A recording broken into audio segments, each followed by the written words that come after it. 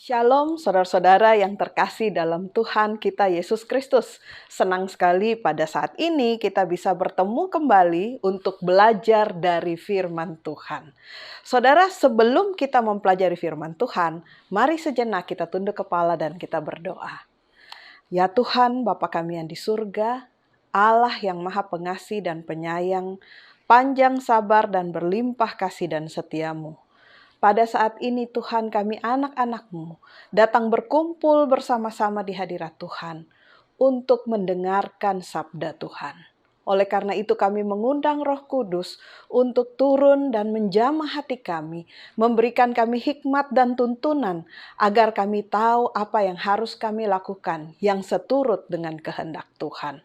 Taruhlah perkataan-Mu di mulut hamba-Mu ini, supaya yang hamba-Mu katakan dapat seturut dengan apa yang Engkau ingin sampaikan bagi kami. Terima kasih ya Tuhan, di dalam nama Yesus kami berdoa dan mengucap syukur. Amin. Saudara, pelajaran kita pada hari ini adalah hanya kepadanya. Saya teringat di satu cerita di dalam Alkitab. Sebenarnya ada beberapa cerita, tetapi ada satu kisah tentang seorang raja dari kerajaan Yehuda. Namanya adalah Raja Asa. Raja Asa ini di dalam Alkitab tercatat menghadapi paling tidak ada 2 krisis yang besar. Nah saudara, saya sangat mengajak saudara atau mendorong saudara untuk membaca cerita selengkapnya tentang Raja Asa ini dari 1 Raja-Raja 15 ayat 9 sampai 24 dan juga 3 pasal dari Kitab 2 Tawarik 14, pasal 14, pasal 15, dan pasal 16. Dari situ nanti kita bisa baca dan kemudian melihat cerita selengkapnya. Saya hanya akan menguraikan beberapa poin penting dari cerita tentang Raja Asa, yaitu Raja Yehuda. Salah satu dari Raja Yehuda. Nah, krisis yang pertama, mari kita lihat apa krisis yang pertama yang dihadapi oleh Raja Asa. Nah, Raja Asa ini suatu hari diserang oleh seorang yang bernama Zerah dari Ethiopia. Ya, Zerah dari Ethiopia. Nah, mari kita lihat bagaimana respon dari Raja Asa ini. Saudara, sebelum kita lihat responnya, mungkin saudara berpikir, jangan-jangan Raja Asa ini pasukannya lemah. Jangan-jangan dia tidak kuat untuk menghadapi serangan dari Zerah orang Ethiopia ini. Dan mari juga kita lihat bagaimana kekuatan dari Zerah orang Ethiopia ini. Mari kita buka Alkitab kita dari dalam 2 Tawarik pasal 14. 2 Tawarik 14. Ayat yang ke-9, kita lihat Zerah orang Ethiopia. Zerah orang Ethiopia itu maju berperang melawan mereka dengan tentara sebanyak 1 juta orang dan 300 kereta. Saudara bisa bayangkan di sini ya, 1 juta orang dan 300 kereta ia sampai ke Maresa. Jadi jumlah pasukan Ethiopia yang maju melawan Raja Asa ada 1 juta. Sekarang kita coba lihat bagaimana kekuatan dari Asa. Kalau kita baca dari 2 Tawarik 14, dikatakan di ayat 8, bahwa pasukan-pasukan Asa yang dari Yehuda jumlahnya cukup banyak saudara. 300.000 orang yang membawa perisai besar dan tombak. Dan yang dari Benyamin jumlahnya 280.000 orang yang membawa perisai kecil sebagai pemanah. Mereka semua adalah pahlawan-pahlawan yang gagah perkasa. Jadi kalau kita lihat di sini bahwa pasukan Asa ada 580.000 orang melawan pasukan Zerah orang Ethiopia 1 juta orang. Tetapi Alkitab mencatat bahwa pasukan Asa adalah pahlawan-pahlawan yang gagah perkasa. Artinya saudara, ini bukan sekedar pasukan atau tentara yang biasa-biasa saja. Tetapi mereka adalah pasukan yang sudah terlatih. Mereka adalah pasukan yang gagah perkasa karena secara militer mereka berpengalaman menghadapi perang. Menghadapi 1 juta. Saudara, jika saudara berada di dalam posisi Asa, apa respon saudara? Apakah saudara akan merasa pede karena walaupun mungkin jumlahnya lebih kecil, mungkin setengah dari pasukan tersebut, tapi pasukan saya ini adalah pakar-pakar perang. Atau saudara akan ketakutan. Mari kita lihat apa yang menjadi respon dari Asa. Kalau kita baca di 2 Tawarik 14 ayat 11 sampai 12, kemudian Asa berseru kepada Tuhan Allahnya. Ya Tuhan, selain daripada Engkau, tidak ada yang dapat menolong yang lemah terhadap yang kuat. Tolonglah kami ya Tuhan, Allah kami. Karena kepadamulah kami bersandar, dan dengan namamulah kami maju melawan pasukan yang besar jumlahnya itu, 1 juta orang. Ya Tuhan, Engkaulah Allah kami. Jangan biarkan seorang manusia mempunyai kekuatan untuk melawan Engkau. Dan Tuhan, apa yang terjadi? Tuhan memukul kalah orang-orang Ethiopia itu di hadapan Asa, di hadapan Raja Asa, dan di hadapan seluruh bangsa Yehuda. Luar biasa, saudara. Jadi respon dari Asa ketika masalah datang, ketika musuh datang menyerang 1 juta orang, saudara. Apa respon Asa? Dia berseru kepada Tuhan. Dia tidak berusaha mungkin rekrut 500.000 orang tentara lagi untuk berperang supaya jumlahnya sama ya, sama-sama 1 juta. Atau dia tidak langsung sebagai panglima perang turun dan memberikan latihan tambahan, memperkuat persenjataannya. Tidak, saudara.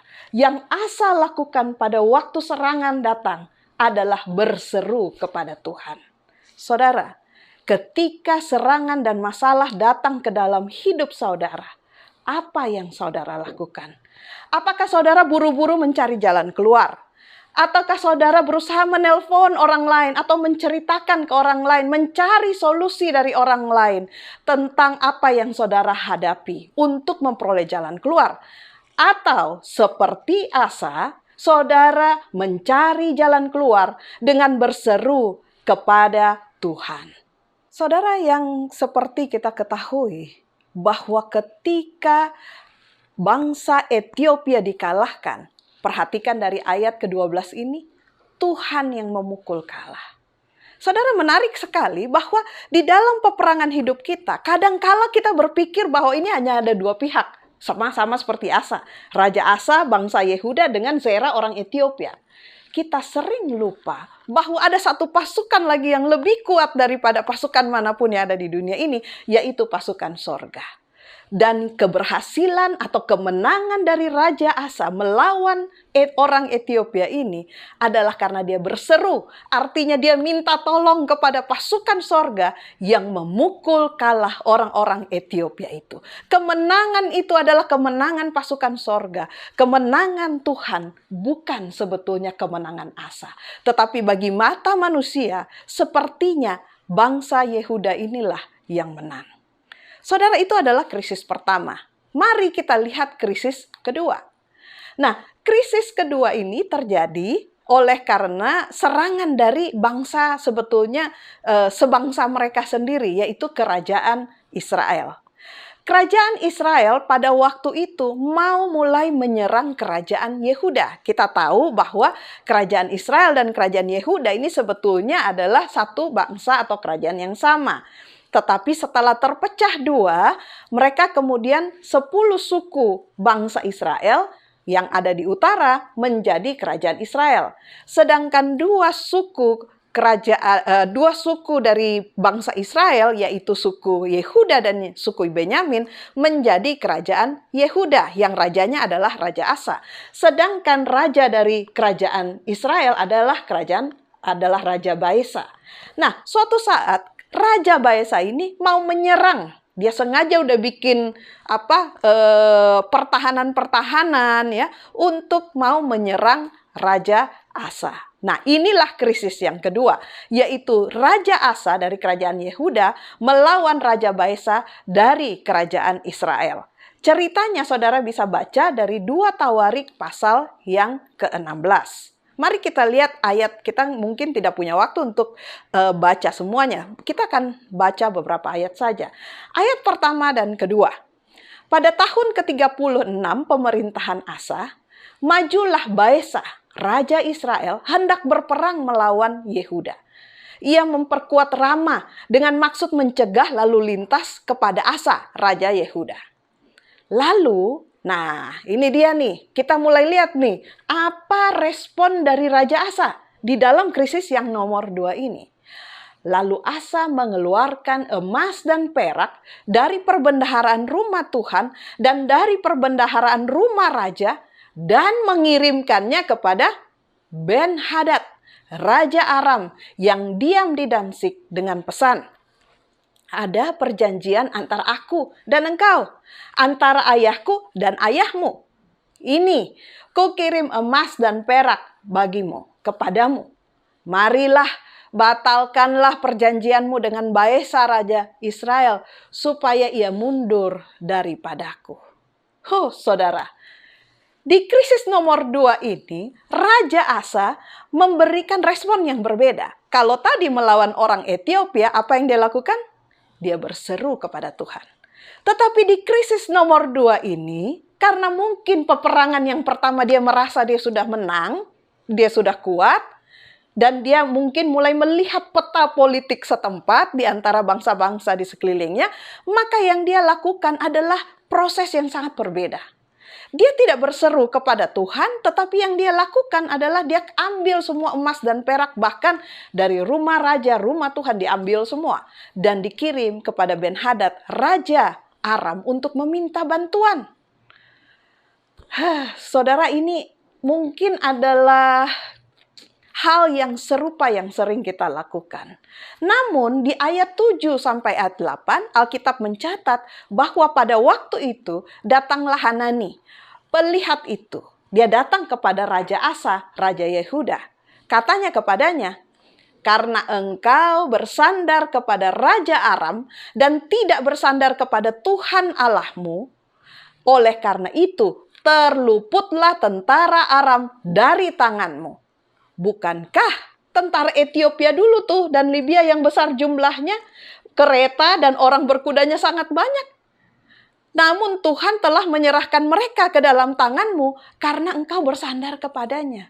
Jadi Hanani ini datang kepada Asa bilang gini, Raja, bukankah dulu kau masih ingat bahwa waktu orang Ethiopia itu menyerang kamu, Tuhan sudah menyerahkan mereka ke dalam tanganmu sehingga engkau menang. Tapi kenapa bisa saat ini di krisis yang nomor 2, kamu malah mencari bantuan dari manusia? Oleh karena itu, akan terluputlah Raja Aram atau bangsa Aram ini dari tanganmu. Artinya gini, setiap kali ada peperangan dengan Raja Aram, maka kamu tidak akan bisa mengalahkannya. Saudaraku, kita belajar dari 2 krisis ini. Krisis pertama, Asa bergantung kepada Tuhan. Di krisis yang nomor 2, Asa bergantung pada manusia. Mungkin kalau kita pikir-pikir, kalau kita baca cerita ini, di dalam pikiran kita mungkin kita akan bertanya, aduh bodoh sekali Asa ini. Kenapa dia tidak belajar dari pengalaman sebelumnya? Bukankah di krisis nomor 1 dia udah benar? Dia sudah melakukan suatu keputusan pilihan yang benar dengan berseru kepada Tuhan dan Tuhan memberikan dia kemenangan. Kok di krisis nomor 2 ikut aja cara respon dari krisis nomor 1, maka kamu akan menang. Kenapa Asa ini tidak belajar dari pengalaman sebelumnya? Tapi ketika saya menanyakan itu, saya tertemplak dan teringat untuk menanyakan pada diri saya sendiri. Kenapa ya saya ini tidak belajar dari pengalaman sebelumnya? Saudara, sering kali dalam hidup kita punya pengalaman bagaimana cara Tuhan menyelamatkan kita. Kita punya pengalaman bagaimana cara Tuhan menolong kita, memberikan kita jalan keluar ketika kita berseru kepadanya. Tapi anehnya saudara, saudara juga mungkin, kita ini adalah manusia berdosa yang bebal. Kita sudah belajar, tetapi ketika krisis datang lagi, gantinya kita lihat pengalaman, kita tidak melupakan pengalaman sebelumnya, kita mulai lagi mencari pertolongan dari manusia. Padahal di dalam Yeremia 17 ayat 5, Alkitab mencatat bahwa terkutuklah orang yang mengandalkan manusia, yang mengandalkan kekuatannya sendiri dan yang hatinya menjauh daripada Tuhan. Wah, terkutuklah orang yang mengandalkan manusia atau mengandalkan dirinya sendiri. Tapi bukankah itu saudara yang sering kali kita lakukan dalam menghadapi krisis-krisis dalam hidup kita? Saudara, kadang-kadang kita pikir bahwa Tuhan itu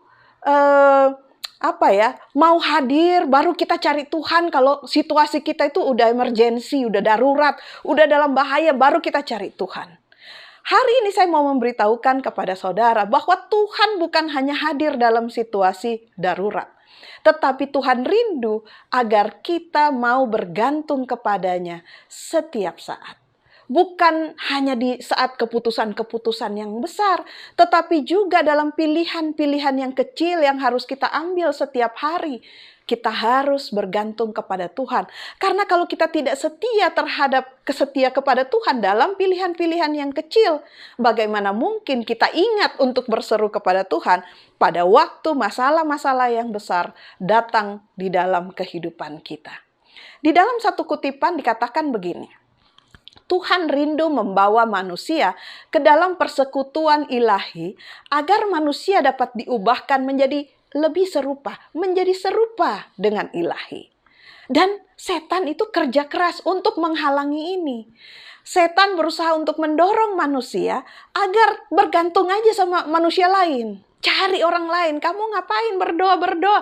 Cari aja, cari bantuan yang nyata. Itu sering kalian dilakukan setan, berbisik kepada kita. Nah, ketika pikiran kita teralihkan dari Tuhan, maka si penggoda yaitu setan dapat membawa kita ke bawah kekuasaannya. Dan sejak saat itu, setanlah yang mengendalikan manusia. Jadi saudara, memang di dalam krisis-krisis dalam hidup kita, setan berusaha masuk untuk mengalihkan pikiran agar supaya kita tidak lagi bergantung kepada Tuhan, tetapi bergantung pada diri sendiri dan bergantung kepada orang lain. Tanpa kita sadari, pada waktu kita bergantung pada diri sendiri dan orang lain, sebetulnya itu sama saja kita menyerahkan kendali hidup kita ke tangan setan. Saudara, ada banyak hal yang membuat kita bergantung kepada hal itu daripada Tuhan. Salah satu yang paling populer, paling sering dilakukan oleh orang adalah lebih bergantung pada uang. Saudara, mungkin pada saat kita tidak punya uang, ya kan? Kita rasanya kok hidup susah, kayaknya khawatir, takut menghadapi masa depan. Sepertinya Tuhan itu tidak sungguh ada nyata untuk menggenapi janjinya bahwa Dia akan menyediakan kebutuhan kita. Tapi coba kalau kita ada uang, wah kita santai ya, kita tidak ada rasa takut, tidak juga cari Tuhan karena menurut kita uang kita ini kan punya kita. Kita lebih bergantung pada uang. Di dalam Mazmur 62 ayat 11 berkata bahwa apabila harta makin bertambah, janganlah hatimu melekat kepadanya. Jangan ketika kita punya lebih banyak uang, kita jadi merasa hidup kita lebih aman. Oleh karena ada banyak harta yang kita miliki. Di dalam Matius 6 ayat 21 juga dikatakan bahwa karena di mana hartamu berada, maka di situ pula hatimu berada. Saudara, hati-hati. Uang tidak ada dosa. Uang tidak salah untuk kita miliki. Tetapi kalau hati kita sudah lebih bergantung kepada merasakan keamanan oleh karena uang yang kita miliki, nah itu yang berbahaya. Kita jadi melupakan bahwa hidup kita sebenarnya hanya bergantung hanya kepada Tuhan. Saudara, kalau perhatikan gambar ini, seringkali kita merasa atau merencanakan, berpikir, membayangkan hidup kita itu seperti kita naik sepeda di jalan yang indah, yang lurus gitu ya, sampai kemudian mencapai garis finish. Kadang-kadang saudara, bukan kadang-kadang, malah kalau saya bilang di dalam hidup kita tidak ada jalan yang lurus, aman, nyaman, bahagia, sehat selalu, ya, harmonis keluarga. Tetapi Tuhan membuat kita melewati, naik, sebentar masuk ke dalam lembah, sebentar keluar ke puncak gunung, sebentar masuk lagi ke dalam lembah, ada lagi masalah. Tapi Tuhan jadi selalu berganti-ganti. Tetapi kalau kita berseru kepada Tuhan, bergantung kepada Tuhan, maka ketika kita masuk ke lembah, kita ingat bahwa Dia selalu menyertai kita. Kita percaya bahwa Dia yang akan membawa kita keluar dari lembah kekelaman, naik lagi. Pada waktu krisis berikutnya, kita percaya lagi kepada Tuhan. Sehingga melalui ujian-ujian hidup, Tuhan membawa kita lebih dekat kepadanya dan lebih serupa dengan Dia. Mari kita lihat pada waktu bangsa Israel memasuki tanah perjanjian, Tuhan memberikan pesan kepada mereka. Dan pesan ini kita bisa baca di dalam Ulangan 6 ayat 10 dan juga secara singkat di ayat 12. Sebenarnya ini ada beberapa ayat. Tapi kita lihat intinya saja. Tuhan katakan, maka apabila Tuhan Allahmu telah membawa engkau masuk ke negeri yang dijanjikannya, di situ sebenarnya lanjutannya adalah ketika Dia memberkati kamu, mencukupkan kebutuhan kamu, maka apa katanya? Maka hati-hatilah supaya jangan engkau melupakan Tuhan yang telah membawa engkau keluar dari tanah Mesir, dari rumah perbudakan. Saudara, salah satu virus yang disuntikkan oleh setan kepada kita adalah virus yang namanya virus lupa. Ketika Tuhan menolong kita, meluputkan kita dari satu krisis, dan kemudian kita menghadapi krisis berikutnya, kita sering lupa siapa yang sudah menyelamatkan kita, siapa yang sudah menolong kita sebelumnya. Kita lupa bahwa Tuhanlah yang memberikan kemenangan. Saudara, mungkin kita bertanya, mengapa kita perlu selalu bergantung kepada Tuhan? Ada banyak sekali alasan, saya hanya memberikan beberapa alasan yang utama. Nomor satu, kita harus sadar bahwa Tuhanlah yang memenuhi kebutuhan kita hari demi hari. Dan kalau kita sadar bahwa Tuhan yang mencukupkan kebutuhan kita, maka harusnya itu membuat mata kita selalu tertuju kepada Tuhan. Mazmur 145 ayat 15 katakan, mata sekalian orang menantikan engkau, dan engkau pun memberi mereka makan pada waktunya. Luar biasa, Tuhan menjanjikan jangan khawatir. Dia yang akan memberikan kita makanan. Dia yang akan mencukupkan kebutuhan kita. Sadar, kalau kita sadar bahwa setiap kali kita makan pagi, makan siang, di depan kita ada piring dan di piring itu ada makanan yang bisa kita makan. Kesadaran itu harusnya muncul dalam pikiran kita bahwa ini semua datangnya dari Tuhan. Dan oleh karena itu haruslah kita bergantung kepada Tuhan. Saudara, semua pikiran dan perasaan yang negatif merupakan akibat dari tidak menyerahkan segala hal kepada Tuhan. Sehingga kita kehilangan kesadaran akan kehadiran Tuhan setiap saat dalam hidup kita. Kalau kita mulai khawatir, kita mulai takut, kita mulai marah mungkin sama Tuhan, ya. Pada saat itulah sebetulnya tanda-tanda bahwa kita hilang kesadaran. Bahwa sebetulnya selama ini, selama kita masih bisa bernafas, jantung kita masih bisa berdetak, itu semua adalah karena Tuhan. Filipi 4 ayat 6 mengatakan, janganlah hendaknya kamu khawatir tentang apapun juga, tetapi nyatakanlah dalam segala hal keinginanmu kepada Allah dalam doa dan permohonanmu dengan ucapan syukur. Saudara, segala sesuatu yang kita punya, bahkan diri kita, tubuh kita ini adalah dari Tuhan, bukan milik kita. Seharusnya kesadaran itu menolong kita untuk bisa bergantung kepadanya. Alasan yang kedua, mengapa kita perlu selalu bergantung kepada Tuhan, adalah akan datang suatu waktu di mana terjadi tantangan, ujian hidup, di mana harta dan semua yang kita pikir akan menolong kita ini tidak akan dapat menolong kita. Ada suatu waktu mungkin saudara berpikir, tidak mungkin lah, pasti kalau saya begini dan begini ada nih, saya punya teman, saya punya keluarga. Tapi akan datang suatu waktu di mana siapapun dan apapun tidak dapat menolong kita. Dan satu-satunya tempat di mana kita bisa berpaling hanyalah Tuhan. Dan kalau kesadaran itu ada di dalam pikiran kita, mengapa kita harus menunggu untuk tiba di dalam saat di mana semua meninggalkan kita? Bukankah harusnya dari sekarang kita bergantung kepada Tuhan? Kalau kita tidak belajar bergantung kepada Tuhan saat ini, di saat hidup kita mungkin baik-baik saja, bagaimana mungkin kita mendadak bergantung kepada Tuhan dalam ujian dan tantangan hidup yang paling berat yang kita akan hadapi nanti. Saudara, kalau kita lihat di dalam piramid kebutuhan, Ya, kita tahu ada hierarki kebutuhan dari Abraham Maslow. Baik itu kebutuhan secara primer ya, secara fisik berupa tempat tinggal, berupa makanan ya. Tuhan yang cukupkan kebutuhan itu. Kebutuhan secara keamanan, uang kita dapat dari mana? Berkat Tuhan. Ya, kita punya rumah, kita punya keamanan, itu datang dari Tuhan. Kebutuhan yang berikutnya adalah rasa memiliki dan dimiliki. Rasa kasih.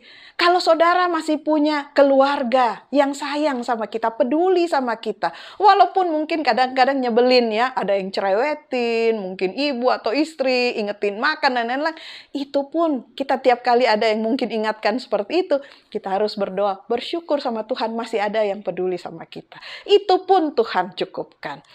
Terus kemudian naik lagi, kebutuhan yang berikutnya adalah esteem, ya, harga diri. Ketika saudara dapat promosi di kantor, ketika saudara mungkin menang dalam pertandingan sesuatu, bukankah itu juga adalah berkat dari Tuhan?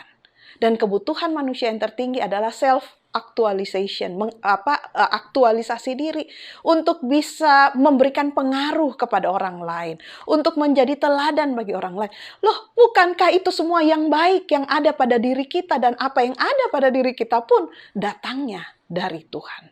Seharusnya semua itu membuat kita bergantung kepada Tuhan. Saudara, diakui atau tidak, sesungguhnya kita tidak sanggup menghadapi hidup ini. Apa yang kita sanggup? Membuat jantung kita bisa berdetak pun kita tidak sanggup. Membuat paru-paru kita pun bisa berfungsi supaya kita bisa bernapas, kita tidak sanggup. Kadang-kadang kita terlalu percaya diri dan berpikir bahwa oleh karena kerja keras kita, oleh karena kekuatan kita yang membuat saya masih tetap hidup. Tidak, saudara. Tidak ada satupun yang kita sanggup. 2 Korintus 3 ayat 5 katakan bahwa dengan diri kami sendiri, kami tidak sanggup untuk memperhitungkan sesuatu seolah-olah pekerjaan kami sendiri. Tidak, kesanggupan kami adalah pekerjaan Allah. Tidak ada yang kita sanggup, tidak ada, kita nggak mampu bikin apa-apa. Semua kesanggupan yang kita miliki adalah kasih karunia Allah, adalah apa yang menjadi perbuatan Allah yang diberikan bagi kita. Seringkali saudara, kita terlalu sombong, kita terlalu mengandalkan diri sendiri, mau berjalan dengan cara kita sendiri, dan kita baru belajar bergantung kepada Tuhan dengan cara yang keras. Mungkin bisikan Roh Kudus, mungkin itu pelajaran-pelajaran Alkitab, kadang membuat kita sedikit sadar, tapi balik lagi, bergantung lagi pada diri sendiri. Itulah sebabnya kadang-kadang di dalam hidup kita, Tuhan mengizinkan ada ujian hidup yang terjadi, ada pergumulan yang terjadi. Tujuannya supaya apa? Bukan untuk menghancurkan kita, tetapi untuk mengingatkan kita bahwa kita sudah berjalan jauh dari Tuhan dan tidak lagi bergantung kepadanya. Seringkali pergumulan-pergumulan hidup kita ini membuat kita serasa tenggelam di dalam laut. Tidak ada lagi yang bisa menolong kita, tidak ada lagi harapan. Tetapi di dalam setiap pergumulan, bahkan pada waktu saudara saat ini masih bernafas, coba kita renungkan dan ingat kembali pengalaman kita selama kita masih hidup, bahwa setiap kali tenggelam, hanya satu yang kita bisa harapkan, yaitu hanya Tuhan yang menolong kita. Rasul Paulus sendiri di dalam 2 Korintus 12 ayat 9 mengatakan bahwa cukuplah kasih karuniaku bagimu. Ya, ini Tuhan berkata kepada Rasul Paulus. Tuhan bilang, cukup kasih karuniaku bagimu. Sebab justru dalam kelemahanlah kuasaku menjadi sempurna. Kita tahu bahwa Rasul Paulus ini punya kelemahan secara fisik. Yang dia sebut adalah duri dalam daging. Tapi Tuhan bilang, dia pada waktu itu katakan, Tuhan kalau boleh mungkin bikin saya supaya tidak ada kelemahan fisik. Supaya saya bisa memberitakan Injil kepada orang lain. Tetapi Tuhan bilang, cukup Paulus. Cukuplah kasih karuniaku bagimu. Karena justru di dalam kelemahanmu lah kuasaku menjadi sempurna. Saudara, kadang-kadang kalau kita merasa kita kuat, kita bisa. maka orang tidak bisa melihat bagaimana campur tangan Tuhan dalam hidup kita. Justru di saat-saat kita lemah, justru di saat-saat kita terpuruk, dan kita memilih untuk bergantung sama Tuhan, disitulah kuasa Tuhan dinyatakan. Dan kita, bahkan orang-orang yang mengenal kita, memuji Tuhan, mengenal Tuhan atas kuasanya yang besar. Saudara, jangan pernah kehilangan pegangan hidup dalam keadaan apapun. Kalau kita kehilangan pegangan hidup, maka hidup ini tidak ada lagi gunanya. Saudara bisa baca di dalam 2 Timotius 1 ayat 12. Ayat ini memberikan suatu penegasan bahwa Tuhan sanggup untuk memelihara hidup saudara dan saya. Jangan pernah ragukan itu. Tidak perlu kita khawatir dan cemas. Mungkin adalah wajar kita khawatir dan cemas. Tapi jangan berlebihan dengan kelamaan, saudara. Berseru kepada Tuhan, maka Ia akan menolong dan memelihara kita. Saudara, seringkali kita itu bingung antara bergantung dan takabur. Ya kan? Bergantung kita udah tahu. Takabur itu artinya, udahlah gak usah kerja. Kenapa? Nanti kan Tuhan yang kasih makan. Enggak juga seperti itu. Kita harus belajar bahwa ini adalah dua hal yang berbeda. Bagaimana bergantung sama Tuhan dan naif ya. Takabur seperti kita tidak perlu lakukan apa-apa dan Tuhan yang akan melakukannya buat kita. Nah, kita bisa belajar dari pengalaman orang Israel. Di Yosua pasal 6, kita tahu sama-sama ceritanya tentang jatuhnya kota Yeriko. Mereka tidak lakukan apa-apa, saudara. Mereka cuma mengitari kota itu setiap hari sampai 7 hari. Dan kemudian Tuhan yang meruntuhkan tembok-tembok Yeriko yang besar itu. Dan bangsa Israel memperoleh kemenangan. Luar biasa, saudara. Mereka senang sekali, bahagia sekali. Tapi dari itu ya bergantung sama Tuhan. Karena awalnya mereka tidak punya kepercayaan diri bisa mengalahkan Yeriko. Tapi setelah Yeriko, bangsa Ai adalah bangsa yang kecil yang akan mereka hadapi. Karena mereka sudah dapat kemenangan di kota Yeriko itu, mereka jadi sombong. Mereka jadi pikir, kalau ini kecil, nggak usah minta-minta Tuhan lah. Kami juga bisa hadapi. Dan apa yang terjadi ceritanya di Yosua pasal 7? Karena mereka berubah setia, tidak lagi bergantung sama Tuhan, maka bangsa Israel dikalahkan oleh bangsa Ai yang kecil itu. Yang sebenarnya harusnya kalau Yeriko bisa dikalahkan oleh mereka, Ai itu tidak ada apa-apanya.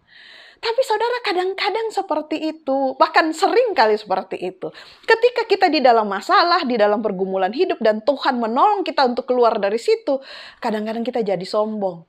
Kita lupa bahwa kita keluar itu bukan karena kita, tapi karena Tuhan yang menolong kita. Gantinya untuk belajar dari pengalaman itu, kita jatuh di dalam pengalaman ujian hidup berikutnya sama seperti Raja Asa dengan mulai bergantung pada diri sendiri. Saudara, bergantung tadinya mungkin yang kita bergantung sama Tuhan, geser jadi takabur. Galatia 3 ayat 3 mengatakan, adakah kamu sebodoh itu? Kamu telah memulai dengan roh. Masa kamu sekarang mengakhirinya dengan daging? Itu artinya apa? Tadinya kamu sudah memulai pengalaman imanmu dengan bergantung sama Tuhan. Dan Tuhan membuktikan bahwa Dia menggenapi janjinya. Kok sekarang balik lagi mengandalkan daging, mengandalkan diri sendiri? Itulah yang sering sekali kita lakukan. Saudara, bergantung dan takabur ini kelihatannya beda-beda tipis, tapi sebetulnya sangat berbeda. Di dalam bergantung kepada Tuhan, maka kita menjadikan Tuhan sebagai segalanya bagi kita. Bergantung itu adalah suatu ekspresi di mana, saya benar-benar nggak bisa tanpa Tuhan. Sedangkan takabur itu adalah ketika kita baru cari Tuhan kalau ada krisis. Kalau nggak ada krisis, bisalah saya Tuhan. Nggak perlu pakai Tuhan, saya bisa sendiri. Itu takabur, saudara. Pada waktu kita bergantung sama Tuhan, ini adalah suatu ekspresi dari iman kita. Tetapi waktu kita sudah takabur nih, sebenarnya kita udah sombong. Pada waktu kita bergantung sama Tuhan, kita menaruh keyakinan kita sepenuhnya kepada Tuhan.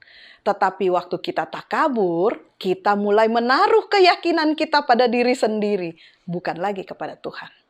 Pada waktu kita bergantung kepada Tuhan, kita mau menyerahkan kendali hidup kita kepada Tuhan. Karena kita udah tahu nih, ombak itu begitu keras, tidak mungkin kita bisa mengemudikan kapal ini. Tetapi kalau kita takabur, kita mau mulai menduduki posisi Tuhan. Kita mau bergantung pada diri sendiri, kita mau segala sesuatu terjadi sesuai dengan apa yang kita kehendaki, bukan lagi kehendak Tuhan. Itulah yang terjadi ketika bangsa Israel memasuki tanah perjanjian. Pada waktu mereka masuk di tanah perjanjian, mereka sangat senang. Mereka sangat semangat. Kenapa? Karena, wah, inilah tanah yang Tuhan janjikan bagi kita. Yang penuh madu dan susu. Mereka maju dengan bahagia, dengan semangat. Dan mengingat bahwa Tuhanlah yang membawa mereka hingga bisa tiba di tanah perjanjian ini. Tetapi saudara, kita belajar dari sejarah bangsa Israel. Lama-kelamaan mereka tidak ingat lagi sama Tuhan. Mereka mulai berpikir bahwa negeri ini adalah hasil kerja keras mereka. Mereka lupa bahwa nenek moyang mereka dibawa keluar dari tanah Mesir oleh karena Tuhan yang menolong. Dan Tuhan yang menolong menuntun mereka hingga bisa memperoleh tanah perjanjian.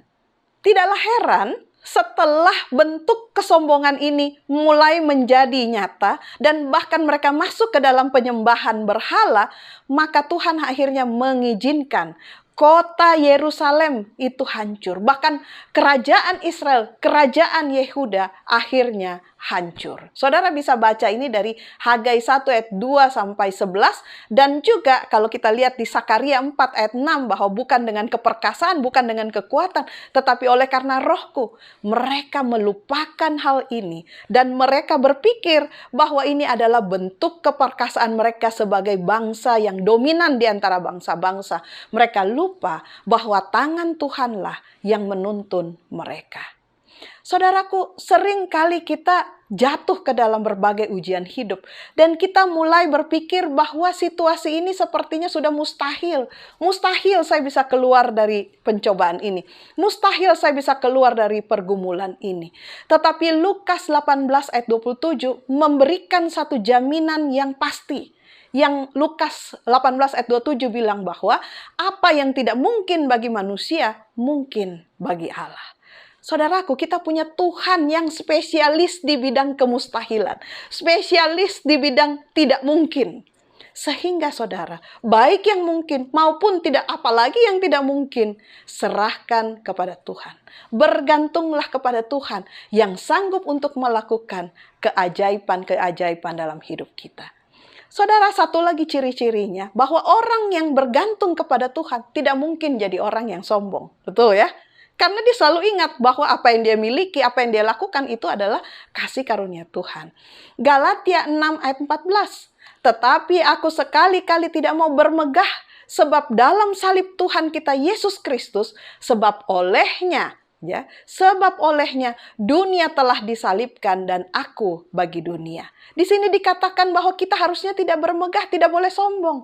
Selain di dalam salib Tuhan kita Yesus Kristus. Hanya itu yang kita bisa sombongkan. Itu pun bukan diri kita kan, tetapi Yesus Kristus yang melakukannya. Nah saudara, jangan melakukan kesalahan yang sama seperti apa yang kita lakukan sebelumnya. Mulai tidak bergantung kepada Tuhan. Mulai menjadi sombong dan percaya diri bahwa kitalah yang bisa menghasilkan, kerja keras kitalah yang membuat kita bisa hidup seperti ini pada saat ini. Di dalam Yohanes 15, ini adalah satu pasal yang sangat kita kenal tentang Yesus sebagai pokok anggur yang benar.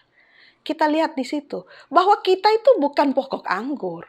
Kita bukan akarnya, kita bukan batangnya. Dikatakan bahwa kita hanya carangnya, hanya rantingnya. Ranting itu nggak bisa ngapa-ngapain, nggak bisa hidup, nggak dapat nutrisi apapun kalau tidak lewat akar, batang, ya kan? Pokok anggur yang benar.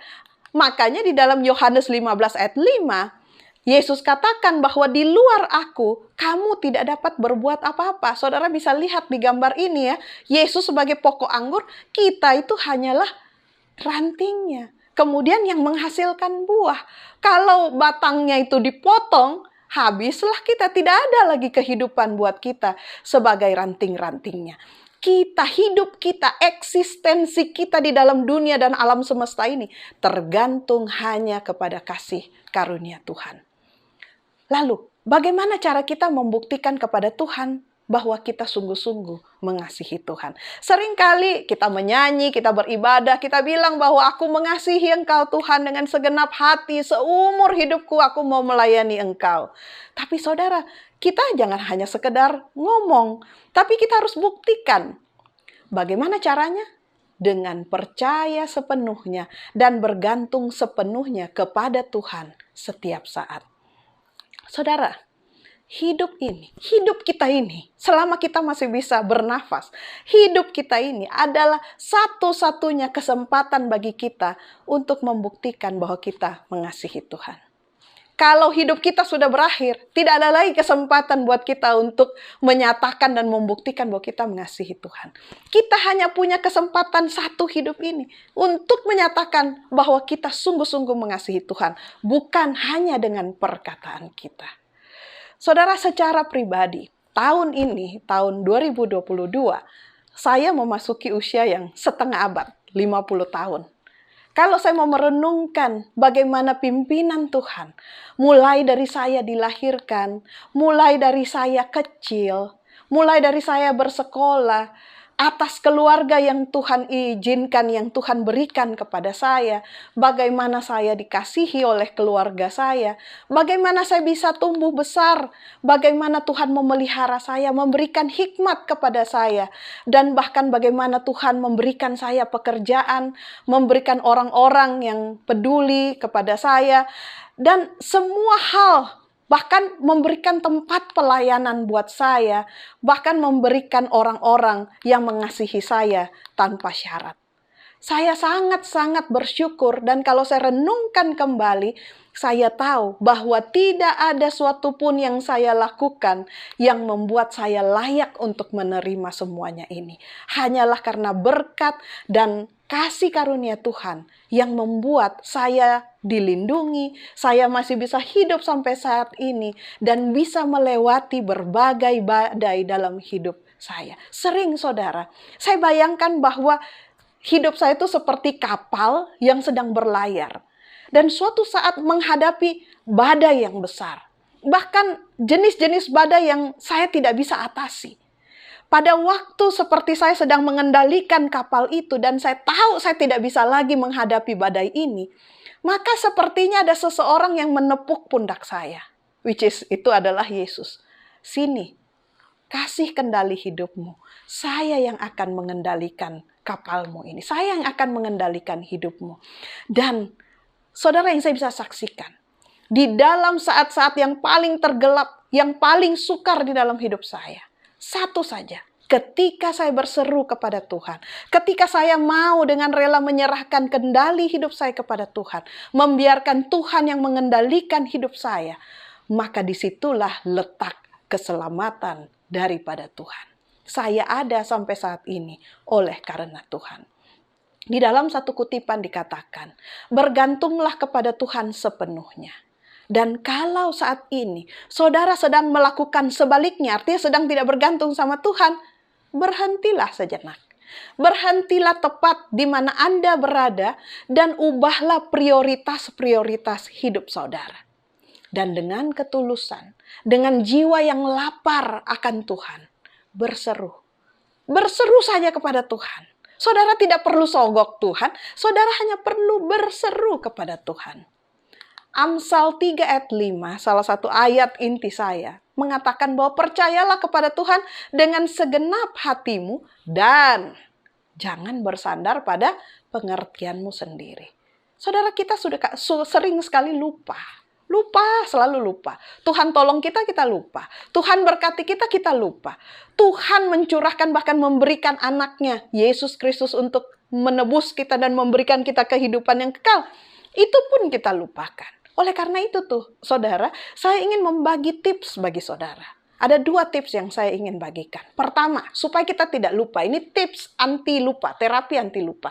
Yang pertama, hafal saudara. Ayat-ayat Alkitab kita hafal. Supaya di dalam kesulitan-kesulitan pergumulan hidup kita, ayat-ayat itu akan muncul. Menguatkan kita dan mengingatkan kita bahwa kita tidak perlu takut. Tips yang kedua adalah nyanyikan selalu lagu-lagu pujian. Jangan saudara nyanyikan lagu-lagu patah hati, kita akan patah hati terus ya. Tapi nyanyikan lagu-lagu pujian kepada Tuhan. Ingat siapa dia. Jangan hanya berfokus pada perasaan kita yang sedih, marah, kecewa. Kalau kita berfokus di situ, kita akan terus tenggelam di situ. Tetapi nyanyikan lagu-lagu pujian yang mengingatkan kita tentang siapa Tuhan yang kita sembah. Itu semua akan menolong kita untuk percaya kepada Tuhan dan tidak bergantung pada pengertian dan kekuatan kita sendiri. Saudara, bergumullah dengan makhluk sorgawi sampai kita memperoleh kemenangan. Ingat cerita tentang Yakub waktu dia bergumul? Seperti itulah kita harus bergumul. Serahkan seluruh dirimu ke dalam tangan Tuhan, baik jiwa, tubuh maupun roh. Dan ambil keputusan untuk menjadi ciptaannya yang dikasihi dan dikuduskan. Digerakkan oleh kehendaknya, dikendalikan oleh pikirannya, dikuasai oleh rohnya. Maka saudara dan saya akan dapat melihat perkara-perkara surgawi dengan lebih jelas. Kadang-kadang kalau kita ngotot jalan sendiri, semua gelap, kita tidak bisa lihat apa-apa. Tapi kalau kita menyerahkan kendali hidup kita kepada Tuhan, Tuhan menolong kita untuk bisa melihat masalah-masalah kita dengan lebih jernih. Marilah kita semua memandang kepada Tuhan, percaya kepadanya, dan percaya sepenuhnya pada kuasanya. Jangan setengah-setengah saudara.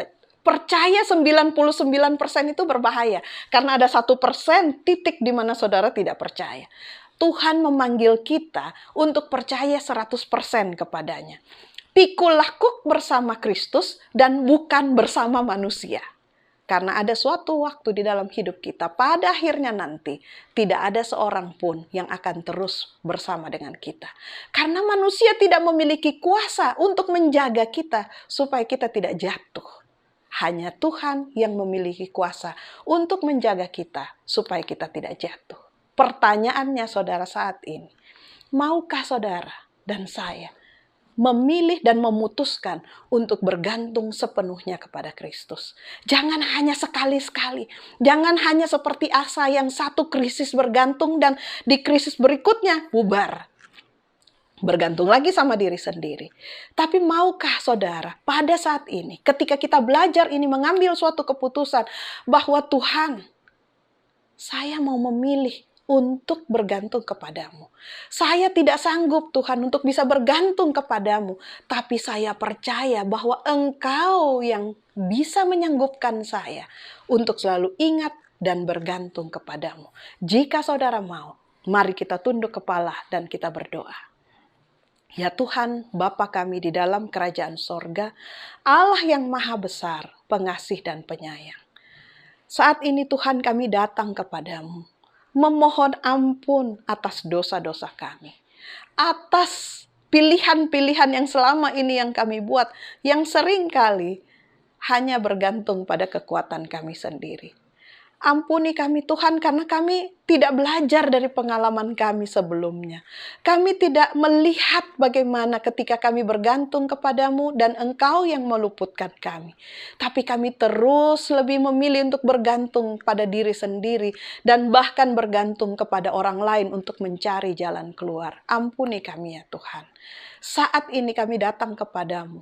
Kami mau menyerahkan kendali hidup kami ke dalam tangan Tuhan. Selamatkanlah kami Tuhan dari diri kami sendiri.